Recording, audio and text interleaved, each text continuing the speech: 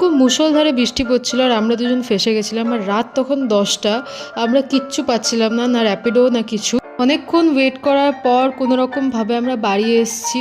আর বাড়ি এসে আমি দেখছি যে আমি পুরো চপচপে ভিজে গেছি, মানে পুরো জামাটা আমার ভেজা ছিল। আর রাস্তায় এত জল ছিল, মানে আমি বলে বোঝাতে পারবো না, এরকম মনে হয় ফার্স্ট টাইম এক্সপিরিয়েন্স করেছিলাম আমি। তো তারপরে জামা কাপড় ছেড়ে একটা শুকনো জামা কাপড় পরে এখন আমি চুল শুকাতে বসে গেছি, নাহলে ঠান্ডা লেগে যাবে। তো বড় চুল তো আমি কোনো মতে ভেজা রাখতে পারবো না। তারপরে আমি ভালো করে আমার ফেসটা ওয়াশ করে নিয়েছি। আর ফেস ওয়াশ করার পর আমি এখন এই আই ক্রিমটা ইউজ করব। এটা বিউটি অফ জোসনের একটা আই ক্রিম, আর এটার রেজাল্ট খুবই ভালো পেয়েছি আমি আপাতত। আরও কয়েক মাস ইউজ করার পর তখন আমি ভালো করে বলতে পারবো। আর আমার ফেসটাও প্রচুর ড্রাই লাগছিল, আমি জানি না কেন। তো আমি ভালো করে হিমালয়ার এই ক্রিমটাই অ্যাপ্লাই করে নিচ্ছিলাম। আর এটা অ্যাপ্লাই করার পর সকালবেলা খুবই সফট সফট লাগে স্কিনটা।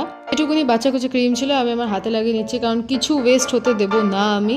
তো যাই হোক, ভালো করে স্কিন কেয়ার করার পর লাস্ট স্টেপ হচ্ছে লিপ বাম। তো আমি ভালো করে একটা লিপ বাম লাগিয়ে নিচ্ছি। আমি এত বড় একটা পাগল, এত কিছু অ্যাপ্লাই করার পর আমার মনে পড়ছে যে আমি ব্রাশ করতে ভুলে গেছি। তো এন্ড মুমেন্টে আমি এখন ব্রাশ করছি আর আমার অর্ধেক লিপ বাম ওখানেই উঠে গেছে। তো যাই হোক, এরকমই আমার ঘুরতে গিয়ে এক্সপিরিয়েন্স হয়েছিল। তোমরা জানো যে তোমরা ঘুরতে গিয়ে এরকম বৃষ্টিতে ফেসেছো কি না।